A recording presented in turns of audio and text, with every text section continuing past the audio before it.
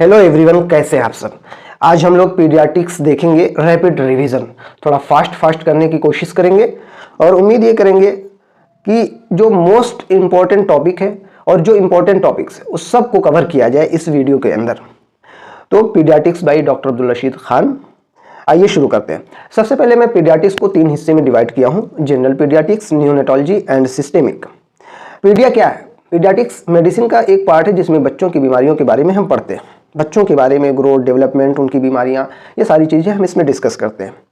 General paediatrics जो होती है वो तकरीबन, पहले हम इसका वेटेज देख लेते हैं। जनरल पीडियाट्रिक्स 5 से 8 सवाल यहाँ से पूछे जाते हैं। नियोनेटोलॉजी की बात करें तो 4 से 6 सवाल यहाँ से पूछे जाते हैं और सिस्टेमिक की बात करें तो 5 से 6 सवाल यहाँ से भी पूछे जाते हैं। तो कुल देखा जाए मिला जुलाकर 14 से 20 क्वेश्चन पीडियाट्रिक्स का रहता है वेटेज एफएमजी के एग्जाम में, और ये नीट पीजी के लिए भी बहुत इंपॉर्टेंट होता है। तो हम 1 बाय 1 करके, यानी पहले जनरल पीडियाट्रिक्स डिस्कस करेंगे, उसके बाद नियोनेटोलॉजी डिस्कस करेंगे, उसके बाद सिस्टेमिक। थोड़ा फास्ट करने की कोशिश करेंगे। उम्मीद ये करूंगा मैं कि एक बार कहीं ना कहीं से आप थोड़ा बहुत पीडियाट्रिक्स पढ़े होंगे। सबसे पहले शुरू करते हैं जनरल पीडियाट्रिक्स से। जनरल पीडियाट्रिक्स क्या है? सबसे पहले हम जो पीडिया है इसको 2 पार्ट में डिवाइड करते हैं: प्रीनेटल एंड पोस्टनेटल। प्रीनेटल कहने का मतलब डिलीवरी से पहले, पोस्टनेटल कहने का मतलब डिलीवरी के बाद।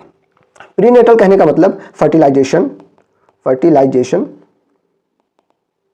To delivery. इसमें बहुत सारे फेजेस होते हैं, उन फेजेस को बहुत ज्यादा डिटेल में नहीं देखेंगे हम, बस एक ओवरव्यू देख लेंगे हम। फर्टिलाइजेशन टू डिलीवरी, इसमें फेजेस जो होते हैं वो हमारा ओवम कब बोलते हैं? 0 to 2 वीक्स। 0 to 2 वीक्स को हम क्या बोलते हैं? ओवम। उसके बाद क्या बोलते हैं? Embryo 2 to 8 weeks.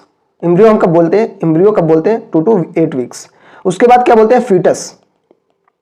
फीटस हम कब बोलेंगे? 9 वीक्स to 9 मंथ्स, या यूं कह ले टिल डिलीवरी। हमने प्रीनेटल देखा। प्रीनेटल कहने का मतलब डिलीवरी से पहले का फेज। पोस्टनेटल एक टर्म है जिसको हम क्या बोलते हैं? डिलीवरी के बाद का फेज। ठीक है। डिलीवरी से पहले जो फेजेस होते हैं उसमें 3 टर्म आपको याद करने: ओवम 0 से 2 हफ्ते, एम्ब्रियो 2 से 8 हफ्ते, और फीटस 9 से 9 महीने, यानी टिल बर्थ। अब हम पोस्टनेटल की बात करते हैं। पोस्टनेटल मतलब आफ्टर डिलीवरी। इसमें भी बहुत सारे फेज होते हैं। न्यूबॉर्न या नियोनेट्स, इसको हम कह लें नियोनेट्स, पहले 28 दिन के बच्चे को क्या बोलते हैं? फर्स्ट 28 डेज क्या बोलते हैं? Neonates. Infant, first year of life, बच्चे को क्या बोलेंगे? इन्फेंट। टोडलर 1 से 3 साल के बच्चे को, प्री स्कूल 3 से 6 साल के बच्चे को, और स्कूल एज 6 से 12 साल के बच्चे को हम क्या बोलते हैं? School age. याद रखना। पोस्टनेटल में जो फेज मैंने बताई, न्यूबॉर्न या neonates, infant, toddler, preschool and school age. उसके बाद एक फेज ऐसी आती है जिसको हम एडोलसेंट फेज बोलते हैं। इसको फर्दर हम 3 पार्ट में डिवाइड करते हैं, 3 फेज में: early, mid and let. Adolescent की एज क्या होती है? 10 to 19 ईयर। अर्ली 10 से 13 साल, मिड 14 से 16 साल, लेट 17 से 19 साल। तो ये हमारे कुछ फेजेस थे जो हमने डिस्कस किया यहां पर। अब आप बताइए, प्रीनेटल डिलीवरी से पहले, प्री मतलब पहले, पोस्टनेटल डिलीवरी के बाद। प्रीनेटल में 3 फेज हमने बताया, क्या? Ovum, embryo and foetus. Ovum 0 से 2 हफ्ते, एम्ब्रियो 2 से 8 हफ्ते, फीटस 9 हफ्ते से लेकर के डिलीवरी तक। पोस्टनेटल की बात की जाए तो डिलीवरी के बाद का फेज, इसमें बहुत सारे फेज हमने बताए: नियोनेट्स, उसके बाद इन्फेंट, उसके बाद toddler, pre school, school. Adolescent में हमने एडोलसेंट एज को हमने फर्दर जो है 3 फेज में डिवाइड किया: अर्ली, मिड, लेट। अर्ली 10 से 13 साल, मिड 14 से 16 साल, लेट 17 से 19 साल। उसके बाद हम देखेंगे एक और टर्म हमने यहाँ पे लिखा है, पेरीनेटल। पेरी मतलब अराउंड, डिलीवरी के आसपास का जो टाइम होता है वो क्या बोलते हैं? पेरीनेटल। 22 वीक्स ऑफ गेस्टेशन से लेकर के 7 डे आफ्टर बर्थ। याद रखना, ये इंपॉर्टेंट है। 22 हफ्ते ऑफ गेस्टेशन एज से लेकर के 7 डे, डिलीवरी के 7 दिन तक के फेज को हम क्या बोलते हैं? पेरीनेटल। याद रखना। अच्छा, यहां पर एक सवाल ये पूछा जाता है, ये फीटस है, जो फीटस है, ये फीटस के ग्रोथ के लिए कौन सा हार्मोन जिम्मेदार होता है? एडल्ट में देखा जाए या बच्चों में देखा जाए, कौन सा हार्मोन जिम्मेदार होता है? ग्रोथ हार्मोन होता है। लेकिन फीटस में ग्रोथ हार्मोन नहीं होता है। फिर कौन सा होता है? याद कर लीजिए, इंसुलिन इंसुलिन, कॉर्टिकोस्टेरॉयड और थायरॉक्सिन, इंसुलिन, कॉर्टिकोस्टेरॉयड, थायरॉक्सिन और insulin IGF-1 insulin like growth factor. ठीक है, ये सब जिम्मेदार होते हैं, ग्रोथ फैक्टर जिम्मेदार नहीं होता है। ठीक है, तो ये रहा हमारा फेजेस, जो सारी चीजें हम डिस्कस कर चुके हैं। उसके बाद हम देखते हैं ग्रोथ पैटर्न। एक बच्चे के अंदर ग्रोथ किस हिसाब से होती है, डेवलपमेंट किस हिसाब से होता है, उसको हम एक ग्राफ के जरिए से समझते हैं।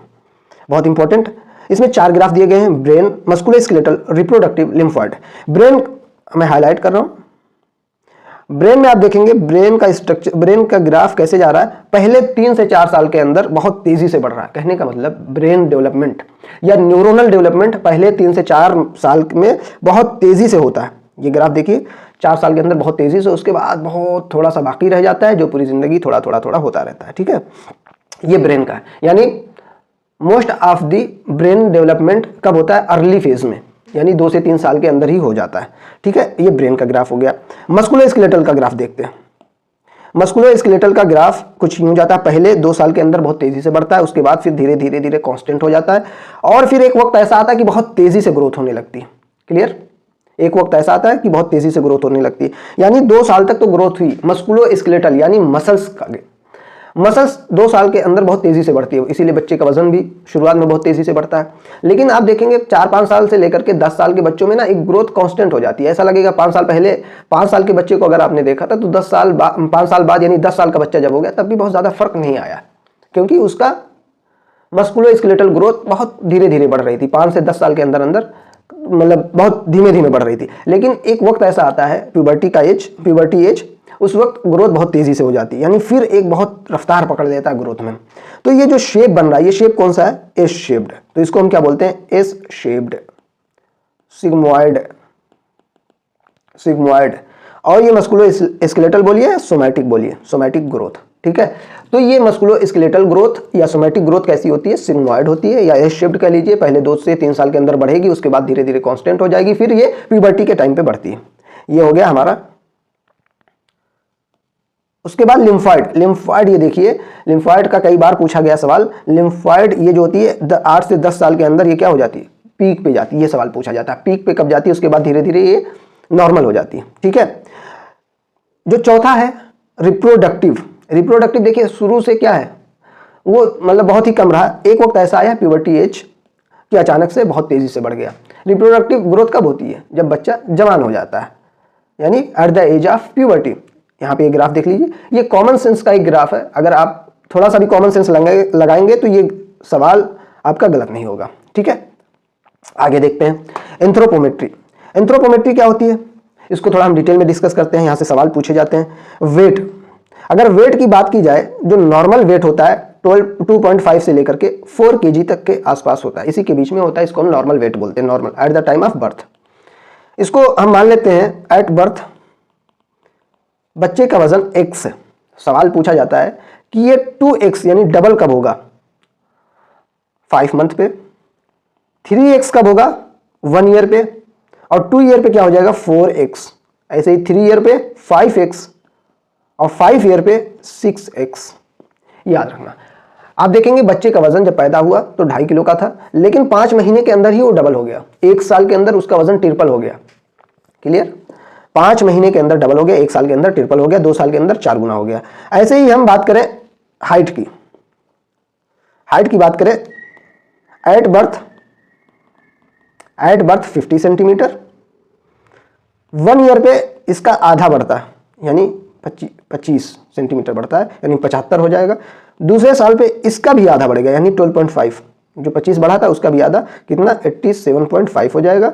4 साल पे ये जाकर के डबल होता है, 4 साल पे डबल होता है। हाइट आप देखेंगे, बच्चे की हाइट अगर पैदा हुआ तो 50 सेंटीमीटर थी, धीरे धीरे क्या होगा, 1 साल पे थोड़ा सा बढ़ा, दूसरे साल पे थोड़ा सा और बढ़ा, चौथे साल पे जाकर के यहां से यहां यानी डबल हुआ। चौथे साल पे जाकर के वजन कब डबल हुआ, सवाल आता है, वजन कब डबल हुआ 5 महीने पे, हाइट कब डबल हुई 4 साल पे। यहीं पे एक सवाल मैं डिस्कस करूंगा आपसे। ये स्कल बोन हो गई, ये हो गया आपका एंटीरियर फोंटानेल, ये हो गया आपका पोस्टीरियर फोंटानेल। सूचर्स इनको कनेक्ट करते हैं लाइक दिस। और ये जो है सूचस, इसको भी कवर करते हैं। ये दोनों बोन की नाम बताइए। आगे ये एंटीरियर है, ये पोस्टीरियर है, फटाफट बताइए। एंटीरियर वाली बोन फ्रंटल बोन, ये वाली बोन कौन सी होती है? Parietal bone. ये कौन सी होती है? Occipital bone. Occipital bone, clear है? ये जो सूचस है दो फ्रंटल को जोड़ के रखती है, कौन सी? मिटोपिक सूचर। मिटोपिक सूचर। ये जो फ्रंटल और पैराइटल को जोड़ के रखती है ये कोरोनल सूचर। और जो दो पैराइटल को जोड़ के रखती है वो सेजाइटल सूचर। और ये जो सूचर है जो ऑसिपिटल और पैराइटल को जोड़ के रखती है लैम्बॉयड। सवाल हमारा यहां पे ये आता है, ये एंटीरियर, ये क्या है? एंटीरियर फोंटानेल और ये पोस्टीरियर फोंटानेल। क्लियर? ये एंटीरियर फोंटानेल बंद कब होता है? Closes at 18 months of age. याद रखना 18 मंथ्स ऑफ एज। 1 साल के भी बच्चों में देखेंगे ना, यहां पर थोड़ा सा गैप होता है, आप हाथ रखेंगे थोड़ा पाल्पेशन आपको फील होगा। ठीक है? पोस्टीरियर फोंटानेल 2 महीने पे बंद होता है, क्लोजेज एट 2 मंथ। जल्दी बंद हो जाता है क्योंकि पीछे की तरफ होता है, बच्चे गिरते रहते हैं, चोट ना आ जाए। ठीक है? जल्दी बन जाए, कुदरत का निजाम। ठीक है? ये हो गया आपका क्लोजेज एट। अब सवाल ये आता है, एनट का सवाल कह लीजिए या जो भी कहिए, एंटीरियर फोंटानेल को कौन कौन से सूचर मिलकर बनाते हैं? आप ये एंटीरियर फोंटानेल है, आप ये बताइए इसको कौन कौन से सूचर बनाए? मिटोपिक सूचर, कोरोनल सूचर और ये वाला भी तो सूचर इन्वॉल्व है, ये वाला यानी सेजाइटल सूचर। मिटोपिक, कोरोनल और सेजाइटल, याद रखना। ये सवाल आया हुआ है इसलिए मैंने यहाँ पे बताया। ठीक है? एंटीरियर फोंटानेल को कौन कौन सा? मिटोपिक सूचर और कोरोनल सूचर और सेजाइटल सूचर, याद रखना। एंटीरियर फोंटानेल कब बंद होता है? 18 महीने पे। पोस्टीरियर 2 महीने पे। एंटीरियर के सूचर्स कौन कौन से होते हैं? सीएमएस, कोरोनल, मिटोपिक और सेजाइटल। ठीक है? ग्रोथ चार्ट की बात करते हैं। हाइट फॉर एज, ऐसे कई सारे जो है चार्ट हमारे पास अवेलेबल होते हैं। हाइट फॉर एज, ठीक है? ये गर्ल्स का है। हम इससे क्या देखते हैं? मान लीजिए हमारे पास एक बच्चा आता है 8 साल का, एक बच्ची आती है 8 साल का, और उसका वजन, उसका वेट कितना है, उसकी हाइट कितनी है? 110। 8 साल की बच्ची है, उसका हाइट हमने देखा 110 सेंटीमीटर। तो इस पे हम ग्राफ प्लॉट करते हैं, तो ये कहां पे डिनोट कर रहा है? -3 स्टैंडर्ड डेविएशन पे। -3 स्टैंडर्ड डेविएशन पे। इसका मतलब ये क्या है? Short stature. अब बात करते हैं शॉर्ट स्टेचर। शॉर्ट स्टेचर क्या होता है? Height for age less than कितना? 3rd percentile, less than 3rd percentile, या बात किया जाए लेस देन -2 स्टैंडर्ड डेविएशन। ये देखिए ये -2 था, इससे नीचे हुआ तो हम क्या बोलते हैं? Short stature. ठीक है? आपके पास एक बच्ची आई थी 8 साल की। ये जो 8 साल है कौन सा एज है? सीए, जिसको हम क्रोनोलॉजिकल एज बोलते हैं। ठीक है? हाइट आपने देखा, उसकी हाइट कितनी थी? 110। क्लियर? जब उसके बोन को आपने देखा, बोन क्या लग रहा था कि बोन की एज क्या है? बोन एज क्या है? आपको लग रहा था, ऐसा लग रहा था कि ये 6 ईयर की है। बोन एज कैसी लग रही थी? 6 ईयर की। और हाइट एज भी 6 ईयर का ही लग रहा था, यानी 110 सेंटीमीटर कितने, कौन से साल के बच्चों में होता है? 6 साल के बच्चों में, फॉर एग्जाम्पल। ठीक है? ये मैंने माना हुआ। तो आप ये बताइए इन तीनों का रिलेशन क्या हुआ? ये देखिए बीए और एचए, सॉरी ये एचए हाइट एज, ये दोनों बराबर है, लेकिन सीए क्या है? बड़ा है। सीए क्या है? बड़ा है। सीए क्या है? बड़ा है। तो अगर ऐसा हो BA = HA, सवाल करने का एक तरीका, BA = HA हो, इसका मतलब क्या है कि ये डिले है, डिले ही है बस। ये बाद में एडल्ट हाइट इसको मिलेगी। क्यों मिलेगी? क्योंकि बोन एज हाइट एज बराबर है। जैसे जैसे बोन एज बढ़ेगी वैसे वैसे उसकी हाइट बढ़ जाएगी। ठीक है? थोड़ा सा डिले है लेकिन बाकी सब सही है। तो इसको हम कौन सी ग्रोथ बोलते हैं? फिजियोलॉजिकल प्रॉब्लम है, फिजियोलॉजिकल। ये बाद में सही हो जाएगी। क्या क्या नाम देते हैं इसको हम? Constitutional delay, constitutional delay in growth. Clear? In growth, यहां से इसको सवाल को हम निकाल लेंगे। ठीक है? लेकिन अगर मैंने बताया BA और HA को ही देखना है आपको, BA is greater than HA, BA बड़ा हो गया यानी बोन एज बढ़ गई लेकिन हाइट एज नहीं बढ़ी, इसका मतलब भैया ये सही होने वाला नहीं है, ये छोटा का छोटा ही रहेगा। ठीक है? अगर BA HA से बड़ा है तो इसका मतलब दूसरा वाला एक बड़ा होगा। एक निशान इसमें जो आता है ना वो हमेशा ऐसे होगा, एक बड़ा होगा एक बराबर का होगा। ठीक है? अगर ये ग्रेटर देन लगा दिया, इसका मतलब यहाँ पे कौन सा निशान होगा, इक्वल्स वाला, ठीक है। C A is equal to B A greater than H A. अगर ये वाला फार्मूला आपका बन रहा है तो ये क्या होगा, फैमिलियर, फैमिलियर, याद रखिएगा, शॉर्ट स्टेचर। इससे ज़्यादा और सवाल नहीं आता है, ठीक है, इससे ज़्यादा सवाल नहीं है। सी ए ग्रेटर, ये बात हो गई। इसमें और भी क्या परेशानी हो सकती है, अगर कोई पैथोलॉजी है, मान लीजिए इस वाले में कोई पैथोलॉजी है, जैसे न्यूट्रिशन सही नहीं है, ठीक है, न्यूट्रिशनल, ठीक है, न्यूट्रिशनल, और इसमें बाद में ये सही नहीं होगा, हमने बता दिया बाद में ये सही नहीं होगा, ये वाला फार्मूला। तो इसमें और क्या परेशानी हो सकती है, जेनेटिक, क्लियर, ये याद रखना। जेनेटिक में सी ए बी ए बराबर होते हैं और न्यूट्रिशनल में C S greater than B A होता है। आपको मैंने बताया क्वेश्चन लगाने का बस एक ही तरीका, बी ए देखना है आपको, B A is equal to H A. अगर बी ए हाइट एज और बोन एज बराबर है, इसका मतलब भैया कुछ डिले है, थोड़ा बहुत कुछ दिन बाद इसकी हाइट सही हो जाएगी, ठीक है। वो कुछ भी हो सकता है, कॉन्स्टिट्यूशनल डिले हो सकती है, या फिर न्यूट्रिशन की वजह से, जब उसको न्यूट्रिशन प्रॉपर मिलने लगेगा उसकी हाइट एक रफ्तार पकड़ लेगी, सही हो जाएगी, ठीक है। लेकिन अगर B A greater than H A है, बोन एज ज्यादा है, हाइट एज पीछे रह गई है भैया, तो ये कभी भी एडल्ट हाइट नहीं मिलेगी इसको, ये छोटा का छोटा ही रहेगा। इसमें कौन कौन सी परेशानी हो सकती है, फैमिलियल हो सकती है, यानी माँ बाप उसके मतलब छोटे छोटे हैं, या फिर जेनेटिक भी हो सकती है, कोई जेनेटिक इफेक्ट आ गया जिसकी वजह से बच्चा छोटा है, ठीक है। ये दो चीजें आपको देखनी है, यहीं से आपका पूरा सवाल हो जाएगा, ठीक है। इसका ट्रीटमेंट क्या होता है भैया, इसका ट्रीटमेंट रीएश्योर, और इसका ट्रीटमेंट न्यूट्रिशनल की कमी है, न्यूट्रिशन की कमी है भैया, इसको क्या कर दो, ट्रीट द कॉज, ठीक है। इसका रीएश्योर और जेनेटिक, ट्रीट द कॉज, ठीक है। तो ये रहा हमारा शॉर्ट स्टेचर, उम्मीद है समझ में आया होगा। अब यहीं पे हम बात कर लेते हैं थोड़ा सा एकोंड्रोप्लेजिया की। दो हम पढ़ते हैं, दो चीजें हम डिस्कस करते हैं, एकोंड्रोप्लेजिया, एकोंड्रोप्लेजिया, और दूसरी चीज हम डिस्कस करते हैं ऑस्टियोजेनेसिस इम्परफेक्टा, ठीक है। ये दो इंपॉर्टेंट टॉपिक्स हैं। एकोंड्रोप्लेजिया में हमें क्या दिखता है, शॉर्ट लिम्ब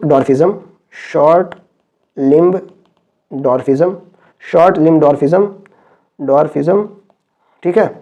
और दूसरा शैम्पेनी-ग्लास पेल्विस, लाइक दिस, ऐसे कुछ करके दिखता है, ठीक है।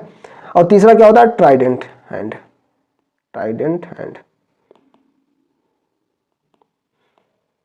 हाथ कुछ ऐसे आपको दिखेगा, ठीक है। ये एकोंड्रोप्लेजिया का क्लिनिकल फीचर है, आप इससे पता लगा सकते हैं, ठीक है। इसमें जो इनहेरिटेंस होता है, ये भी पूछा गया है, इनहेरिटेंस कौन सा होता है, ऑटोसोमल डोमिनेंट होता है, जीन FGFR3 जीन, ठीक है। IQ इसमें नॉर्मल रहती है, IQ नॉर्मल रहता है, और इनफर्टिलिटी भी, मतलब फर्टिलिटी कैसी होती है, नॉर्मल रहती है, फर्टिलिटी नॉर्मल रहता है, और लाइफ स्पैन ये नॉर्मल रहता है, लाइफ स्पैन भी नॉर्मल रहता है, क्लियर।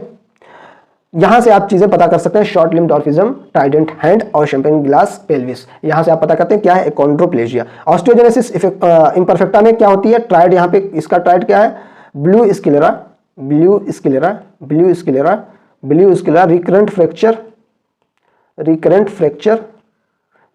रिकरेंट फ्रैक्चर, जिसको हम ब्रिटल बोन भी बोलते हैं, ब्रिटल बोन और डेफनेस, क्लियर, डेफनेस। इसको हम ब्रिटल बोन डिजीज से याद कर सकते हैं, brittle bone disease, B for blue sclera, B for brittle bone disease, bone fracture या कह लीजिए, और डी फॉर डेफनेस, ठीक है। ब्रिटल बोन डिजीज भी इसको बोलते हैं, ब्रिटल बोन डिजीज, ठीक है, याद रखना आप। यहां से इसकी निमोनिक बन जाती है, और ये हमारा दो चीजें क्लियर हो। अब हम बात करते हैं थोड़ा fast, short stature height for age से देखते हैं, <-2 स्टैंडर्ड डिविएशन होता है, ठीक है। इसमें बस दो चीजें सवाल करने के लिए, दो चीजें हम देखेंगे, क्रोनोलॉजिकल एज से हमें ज्यादा मतलब नहीं है, BA और HA से मतलब, bone age height age, bone age हमने देखा हाइट एज के बराबर है, बोन एज हाइट एज के बराबर है, तो हमें क्या मतलब पता चला कि ये भैया डिले है, ये डिले है ग्रोथ में, बस बाद में ये सही हो जाएगा, ठीक है। बोन एज हाइट एज बराबर है तो डिले है, वो क्या हो सकता है, कॉन्स्टिट्यूशनल डिले इन ग्रोथ हो सकती है, या फिर न्यूट्रिशनल प्रॉब्लम हो सकती है। अगर BAHA से ज़्यादा है तो क्या हो सकता है, फैमिलियल शॉर्ट स्टेचर हो सकता है, या दूसरी बात यूं कहें कि वो जेनेटिक भी हो सकता है। ठीक है। एकोंड्रोप्लेजिया ऑस्टियोजेनेसिस इम्परफेक्टा की बात करें हम तो एकोंड्रोप्लेजिया के क्लिनिकल फीचर शॉर्ट लिम्ब डॉर्फिज्म होता है, ट्राइडेंट हैंड होती है और शैम्पेनी ग्लास अपीयरेंस मिलेगा पेल्विस का। ऑस्टियोजेनेसिस इम्परफेक्टा की बात करें तो ट्राइड इसका क्या, ब्लू स्क्लेरा है, रिकरेंट फ्रैक्चर और ब्रिटल बोन डिजीज है। ठीक है। अब इसके बाद हम देखते हैं एक हार्मोन होता है किसपेप्टिन, ये पूछा गया इसलिए यहां पे मैं डिस्कस कर देता हूं। Kisspeptin master controller onset of puberty, ये कहां पे होता है, ये कहां पे होता है, SRY जीन। ठीक है। अच्छा, कुछ सवाल ये आता है कि ये जो प्यूबर्टी होती है इसका पैटर्न क्या होता है। मेल में बात किया जाए तो मेल में क्या होता है, टेस्टिकुलर डेवलपमेंट, सबसे पहले टेस्टिकुलर डेवलपमेंट, फिर प्यूबिक हेयर डेवलपमेंट, उसके बाद बात करें तो पेनाइल डेवलपमेंट। ये जो लास्ट का फेज होता है ना, प्यूबिक हेयर और पेनाइल, इसको याद रखो, मेल ना टपोरी, TPP टपोरी। ठीक है, TPP। जो लास्ट का फेज होता है इसी के बीच में क्या होती है, ग्रोथ स्पर्ट, यानी यहाँ पे बहुत तेजी से ग्रोथ बढ़ती है, growth spurt 10 centimetre per year, बहुत तेजी से यहाँ पे ग्रोथ होती है। लास्ट टपोरी, याद रखना, टपोरी नहीं भूलोगे, टपोरी। मेल क्या होते हैं, टपोरी। ठीक है। फीमेल की बात करें, फीमेल में बात करते हैं, पहले क्या होता है, थिलार्की। ठीक है, थिलार्की, उसके बाद क्या होता है, पिबार्की, और फिर लास्ट में होता है मीनार्की।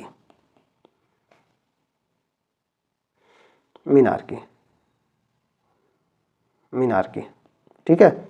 इसमें भी बनने तो वही जा रही थी TP, लेकिन P नहीं हुआ, मां बन गई। ठीक है, मीनार्की, याद रखना ऐसे। और ये है यहाँ पे ग्रोथ स्पर्ट। इसमें जो ग्रोथ होती है तकरीबन 9 सेंटीमीटर पर ईयर के आसपास होती है। क्लियर, ये पूछा जाता है इसलिए मैंने यहाँ पे बताया। मेल में देखा जाए TPP टेस्टिकुलर, P से प्यूबिक हेयर, और फिर P से पेनाइल डेवलपमेंट, थिलार्की, प्यूबार्की, मीनार्की, थिलार्की, प्यूबार्की एंड मीनार्की फीमेल में। ठीक है, याद रखना है। अब देखते हैं बहुत इंपॉर्टेंट टॉपिक, यहां से आपका सवाल मैं गलत नहीं होने दूंगा। ठीक है। Weight for age less than 80% of expected, या यूं कह लें -2 स्टैंडर्ड डेविएशन से कम हो तो हम क्या बोलते हैं, एक्सपेक्टेड वेट, तो उसको हम क्या बोलते हैं, अंडरवेट। 80% जितना होना चाहिए उससे 80% से कम हो तो हम क्या बोलते हैं, अंडरवेट। या ग्राफ पे देखा जाए -2 स्टैंडर्ड डेविएशन से कम होता है तो उसको हम अंडरवेट बोलते हैं। -2 से -3 अगर इसके बीच में है तो हम क्या बोलते हैं, मॉडरेट अंडरवेट। क्लियर। अगर -3 से भी कम है, लेस देन -3 है, तो severe underweight. Clear. Underweight, moderate underweight, severe underweight. ये जो पैरामीटर है वेट फॉर एज, ये एक्यूट एंड क्रोनिक अंडरवेट में डिफरेंशिएट नहीं कर सकता। आप ये पता नहीं कर सकते कि ये अंडरवेट जो है ये अभी नया है या पुराना है, ज्यादा दिनों से है या अभी जल्दी हुआ, ये आप डिफरेंशिएट नहीं हो सकते। ये दोनों में अफेक्ट कर जाता है, एक्यूट में भी और क्रोनिक में।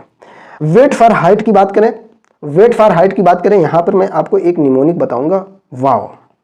थोड़ा स्टाइल में हम बोलने की कोशिश करेंगे, वाव। अगर -2 से, अभी इसको मैं समझाऊंगा, -2 से -3 स्टैंडर्ड डेविएशन के बीच में है तो हम क्या बोलते हैं, वेस्टिंग। और लेस देन -3 स्टैंडर्ड डेविएशन से कम है, यानी -3 स्टैंडर्ड डेविएशन से कम है तो हम क्या बोलते हैं, सीवियर वेस्टिंग। देखिए, सीवियर वेस्टिंग, ये जो होता है, वेस्टिंग जो होती है, इसका मतलब ये मॉडरेट है, और ये सीवियर तो है ही, मैंने लिखा मॉडरेट वेस्टिंग और सीवियर वेस्टिंग। अब यहां पर मैं एक चीज आपको ये बताऊंगा, ये पैरामीटर किसको बताता है, एक्यूट को बताता। क्या, एक्यूट। अब निमोनिक हमारी देखते हैं। आप, मैंने क्या बताया, वाव।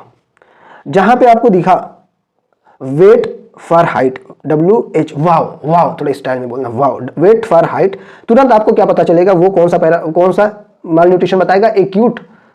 और क्या बताएगा, वेस्टिंग, वाव, weight for height, acute and wasting. Clear, आपका सवाल गलत नहीं होगा। अभी मैं और भी थोड़ी चीजें बताऊंगा, यहां से आपका सवाल बिल्कुल भी गलत नहीं होगा। हंस, ये तो आपको देखकर ही हंस देना है। क्या, हंस, थोड़ा ऐसा हंसना है कि थोड़ी सी की आवाज है, हंस। ठीक है, कैसे मैं बताता हूं।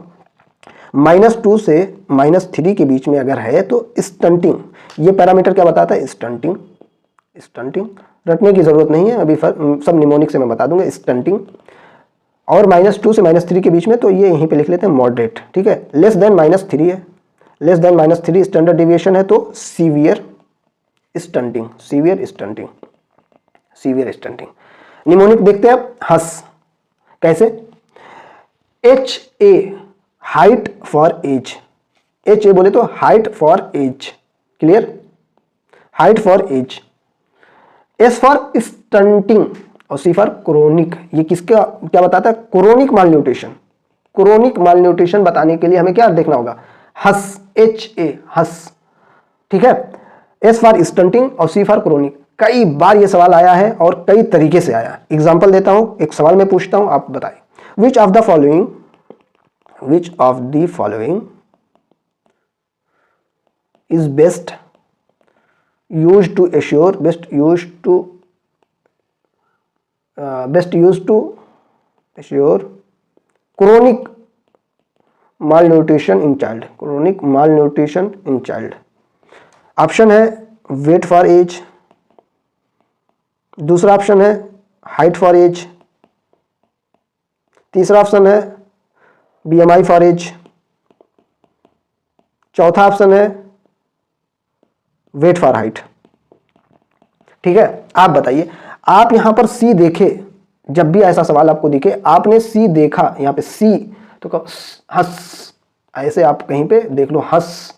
HA बोले तो हाइट फॉर एज, देख लो भैया कहां पे हाइट फॉर एज, यहां पर है। ठीक है, हाइट फॉर एज। कई बार ऐसा पूछता है सवाल कि हाइट फॉर एज क्वेश्चन में दिया होता है, आपको ऑप्शन में ये दिया होता है हाइट, मान लो यहां पे ये नहीं दिया, क्रोनिक नहीं दिया, हाइट फॉर एज दिया है और सवाल कुछ दूसरा है। ठीक है, हाइट फॉर एज दिया, हाइट फॉर एज दिया और ऑप्शन में दिया है वेस्टिंग, स्टंटिंग। ठीक है, ऐसे सब दिया हुआ है। तो HA आपने देखा तो तुरंत क्या लगाएंगे, हंस। आपने तुरंत देखा क्वेश्चन और हंस दिया। दो ही चीजें करनी है, ये तो वाह वाह बोलना, वाह क्या सवाल है, या हंस देना है क्वेश्चन को देख करके। ठीक है, दो ही निमोनिक है इसमें, इससे आपका एक्यूट भी पता चल जाएगा, क्रोनिक भी पता चल जाएगा, स्टंटिंग भी, वेस्टिंग भी। क्लियर। अच्छा, एक चीज मैं आपको यहां पे और बताऊंगा, कभी भी -2 से -3 के बीच में कोई भी पैरामीटर, इन तीनों में से कोई भी पैरामीटर हो, अगर -2 से -3 के बीच में है तो वो मॉडरेट है, और -3 से अगर कम हो गया तो सीवियर में चला गया। आप यहाँ पे अंडरवेट में भी देख लीजिए, -2 से -3 के बीच में है तो मॉडरेट, -3 से कम हुआ तो सीवियर, -2 से -3 के बीच में है तो मॉडरेट, अगर -3 से कम हुआ तो सीवियर। आप इसमें भी देख लीजिए, हाइट फॉर एज में भी, अगर -2 से -3 के बीच में है तो मॉडरेट, -3 से कम हुआ तो सीवियर। उम्मीद है इतना समझ में आया होगा। अब हम देखते हैं हाइड्रोसिफेलस। ये दो तरीके के होते हैं, दो तरीके के होते हैं। एक होता है ऑब्स्ट्रक्टिव और दूसरा होता है नॉन ऑब्स्ट्रक्टिव। नॉन ऑब्स्ट्रक्टिव, इसमें ज्यादा कुछ करना नहीं है, जो क्वेश्चन जहां से आता है वो मैं बता देता हूं। ऑब्स्ट्रक्टिव क्या होता है कि प्रॉब्लम कहां पे हो जाती है, CSF फ्लो में, प्रॉब्लम इन CSF फ्लो, यानी कोई ऑब्स्ट्रक्शन आ रहा है। ठीक है, CSF का जो फ्लो है वो बीच में कहीं कोई ऑब्स्ट्रक्शन आ रहा है, कोई ट्यूमर है या कुछ है जिसकी वजह से बीच में रुक गया है और ऊपर की तरफ CSF बढ़ता जा रहा है, जिसकी वजह से क्या हो गया, सर बड़ा हो गया। ठीक है, नॉन ऑब्स्ट्रक्टिव का मतलब है कि प्रॉब्लम कहां पे है, ऑब्स्ट्रक्शन मतलब फ्लो में नहीं है बल्कि उसके एब्जॉर्प्शन में है। CSF का एब्जॉर्प्शन सही से नहीं हो पा रहा है, CSF ज्यादा हो गया है। ठीक है, तो सर बड़ा हो गया। ठीक है, इसका जो साइन होता है हाइड्रोसिफेलस का, ये साइन क्या है, बहुत important, sunset sign, sunset sign या setting sun sign, setting sun sign. ठीक है, याद रखें। ये देखिए ऐसा लग रहा है ना, ये सन डूब रहा है, बस आधा दिख रहा है। ये भी देखिए आंख ऐसा लग रहा है। ठीक है, देखा आपने, सनसेट साइन, इसी को बोलते हैं sunset sign. Investigation of choice कई बार पूछता है, इसका क्या, transcranial USG, transcranial USG, transcranial USG। Surgery of choice, surgery of choice, इसकी सर्जरी होती है। सर्जरी ऑफ चॉइस क्या होती है वो बताइए, वेंट्रिकुलो, आपने देखा होगा वेंट्रिकुलो पेरिटोनियल शंट, एक शंट लगाया जाता है जहां से CSF को निकाल करके नीचे गिरा दिया जाता है, ठीक है, पेरिटोनियम में, ठीक है, निकाल दिया जाता है उसको क्या बोलते हैं, वेंट्रिकुलो पेरिटोनियम, यानी वेंट्रिकल से पेरिटोनियम में वो शंट गिरा दिया जाता है, ठीक है। तो ये रहा हमारा हाइड्रोसेफेलस, दो तरीके के, एक ऑब्स्ट्रक्टिव, नॉन ऑब्स्ट्रक्टिव। ऑब्स्ट्रक्टिव में कौन सा, कोई CSF फ्लो में कोई प्रॉब्लम आ रही है, ऑब्स्ट्रक्शन आ रही है, कोई ट्यूमर है या कुछ है, प्रॉब्लम है जहां से ऊपर से नीचे CSF नहीं आ पा रहा है, उसको ऑब्स्ट्रक्टिव बोलते हैं। नॉन ऑब्स्ट्रक्टिव का मतलब क्या है, एब्जॉर्प्शन में कोई कमी आ रही है जिसकी वजह से CSF बढ़ता जा रहा है और सर बड़ा हो गया, ठीक है। इसका investigation of choice transcranial ultrasound होता है, और सर्जरी ऑफ चॉइस क्या होती है, वेंट्रिकुलो पेरिटोनियल, बताइए, शंट, ठीक है। ये रहा हमारा। अच्छा, कुछ डेवलपमेंट माइलस्टोन बाय एज देखते हैं थोड़ा सा। इसमें मैंने जो है बहुत कुछ मैं नहीं लिख पाया हूँ। 6 मंथ में सिट्स विद सपोर्ट, याद रखना। 9 मंथ में सिट्स विदाउट सपोर्ट, ये याद रखना, ठीक है, 9 मंथ पे। और ट्रांसफर ऑब्जेक्ट 6 मंथ पे आ जाता है। पिंसर ग्रास 9 मंथ पे। इमेच्योर, ठीक है, ये इमेच्योर पिंसर ग्रास पर 9 मंथ में। मेच्योर कब आता है, 1 ईयर पे। यहाँ पे मैं लिख देता हूँ इमेच्योर और ये मेच्योर। ये सब आप लोग अच्छे से जानते हैं कौन सी इंपॉर्टेंट है। Try cycle 3 year. और स्ट्रेंजर को कब पहचानता है, 6 मंथ पे। 3 वर्ड सेंटेंस कब बोलेगा, 2 ईयर पे। और इसमें इंपॉर्टेंट देखा जाए सोशल स्माइल 2 मंथ पे आ जाती है, ठीक है। और हाँ, कॉपीज क्रॉस, ठीक है। सर्कल 3 ईयर, क्रॉस भी 3 ईयर पे बनाता है। एक यहाँ पे मैं आपको ये बताऊंगा, ये लाइन जो होती है 18 मंथ पे बनाता है। ये वाली लाइन जो होती है 2 ईयर पे बनाता है। ये सर्कल अभी मैंने बताया, सर्कल कब बनाता है, 3 ईयर पे बनाता है। और ये ट्राइंगल ये कब बनाता है, 4 ईयर पे बनाता है। और उसके बाद ये ट्राइंगल ये 5 ईयर पे बनाता है। और ये वाला शेप कब बनाएगा, ये बोलिए 6 to 7 ईयर, ठीक है। ये यहाँ से एक बेबी बन गया छोटा सा, इससे आपको याद करने में आसानी रहेगी, ठीक है, 6 to 7 ईयर। ये रहा, ये पूरा आप याद रखिएगा, ये वाला फिगर आप जरूर याद रखेंगे, ठीक है। प्लस का साइन 4 ईयर और क्रॉस प्लस इसको 5 ईयर बोलते हैं, ठीक है, ये याद रखना। और कुछ इंपॉर्टेंट चीजें अगर मैं बताऊं तो क्रॉलिंग में क्या होता है, एब्डोमेन टच होता है, इसमें कोई नहीं, ये सब क्या है, क्रीपिंग है। क्रीपिंग 9 मंथ्स पे आता है, सॉरी 10 मंथ्स पे आता है। और क्रॉलिंग 8 मंथ्स पे आता है। क्रॉलिंग में एब्डोमेन टच होता है जमीन पर, क्रीपिंग में एब्डोमेन डज नॉट टच, ठीक है, ये याद रखना। क्रीपिंग 10 मंथ पे, क्रॉलिंग 8 मंथ पे, याद रखना। अच्छा, एक सवाल और अभी रिसेंटली पूछा गया, अगर आप उसको नाम लेकर पुकारोगे तो कब वो रिस्पॉन्स करेगा, 9 to 10 मंथ्स पे, ठीक है। रिस्पॉन्ड ऑन कॉलिंग, ठीक है, हिज या हर नेम, नाम लेकर पुकारने पे 9 से 10 महीने में वो रिस्पॉन्ड कर देता है, ठीक है। ये कुछ इंपॉर्टेंट है, बाकी अगर आपको कहीं से और मिले तो आप उसमें नोट कर लीजिए। अब बात करते हैं न्यूट्रिशन में हमारा क्या है, ब्रेस्ट मिल्क कब स्टार्ट करना है, as soon as possible. WHO की गाइडलाइन है कि 1 घंटे के अंदर अंदर स्टार्ट हो जाना चाहिए, 1 घंटे के अंदर अंदर। अच्छा, ये बताइए, exclusive breast feeding up to 6 month, breast feeding plus कुछ खाना पीना अप टू 2 ईयर, ठीक है। कंप्लीमेंट्री फूड जिसको हम बोलते हैं, कब तक, अप टू 2 ईयर, ठीक है। ये रहा हमारा ब्रेस्ट मिल्क से रिलेटेड। कुछ हार्मोन सिक्रीट होते हैं, पूछा गया सवाल, oxytocin during the feeding, oxytocin और प्रोलैक्टिन। ऑक्सीटोसिन कब रिलीज होता है, मिल्क इजेक्शन काइनेसिस जिसको हम बोलते हैं, ejection galactokinesis. Prolactin milk secretion, galactopoiesis, clear. ये गैलेक्टोकाइनेसिस, ये गैलेक्टोपोएसिस। अब यहां पे मैं एक ट्रिक बता देता हूं, ये है ओके, ऑक्सीटोसिन काइनेसिस, और ये डबल पी प्रोलैक्टिन पोएसिस, प्रोलैक्टिन पोएसिस याद रखना। मिल्क इंजेक्शन ओके ई, या ये बोल दो ई ओके है, ई तो ओके है, ठीक है। इंजेक्शन वाला ऑक्सीटोसिन और काइनेसिस, प्रोलैक्टिन पोएसिस और ये सिक्रीशन याद रखना, पीपीएस, ठीक है, इतना याद रखना। अब ब्रेस्ट मिल्क 3 तरीके के होते हैं, कोलेस्ट्रम, ट्रांजिशनल और मैच्योर मिल्क। ये फर्स्ट 72 आवर्स में जो होते हैं, इसको जो 3 दिन से या डे 4 से बोल लीजिए, डे 4 से डे 14 तक, और ये डे 15 के बाद, डे 15 या डे 15 के बाद।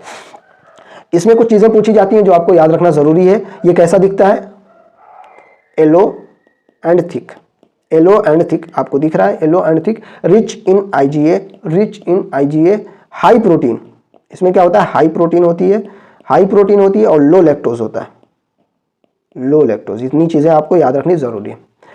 डे 15 के बाद जो होते हैं वो कौन सी मिल्क बोलते हैं, मेच्योर मिल्क। ये कैसा होता है, वाइट होता है, थिन होता है, और हाई लैक्टोज, इसमें क्या था, लो लैक्टोज, इसमें हाई लैक्टोज, लो फैट होता है इसमें, और वेरी लो प्रोटीन, इसमें क्या थी, हाई प्रोटीन, और यहाँ पे वेरी लो प्रोटीन, प्रोटीन बहुत कम हो जाती है, ठीक है। एक सवाल और भी आता है कि कौन सी vitamin, vitamin deficiency in breast milk, deficient in breast milk, आप बताइए। माँ का दूध अगर कोई पी रहा तो कबड्डी नहीं खेल सकता है, याद रखिए, कबड्डी, यानी छोटा बच्चा कबड्डी नहीं खेलता है, तो कबड्डी नहीं है। कबड्डी लास्ट में आई आया, लेकिन आई को हमने यहां पे लिख दिया, ठीक है। कबड्डी, जो लास्ट का आई था हमने B1 कर दिया उसको, विटामिन के, विटामिन B1 और विटामिन डी, ठीक है।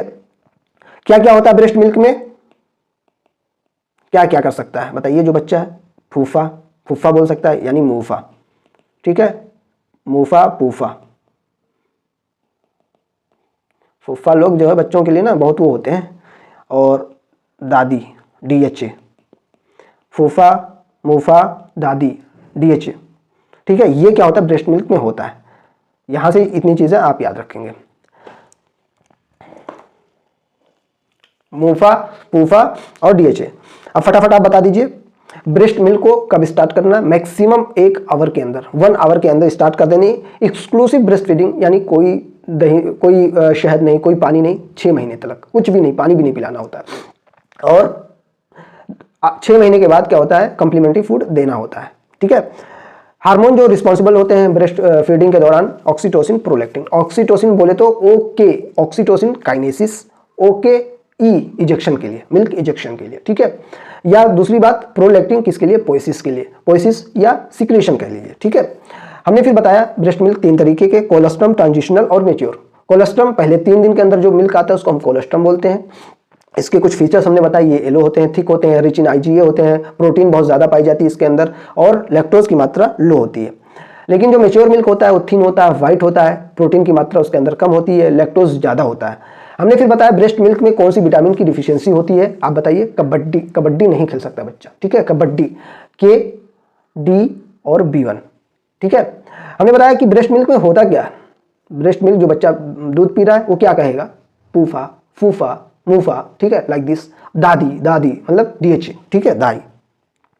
तो ये हो गया हमारा ब्रेस्ट मिल्क।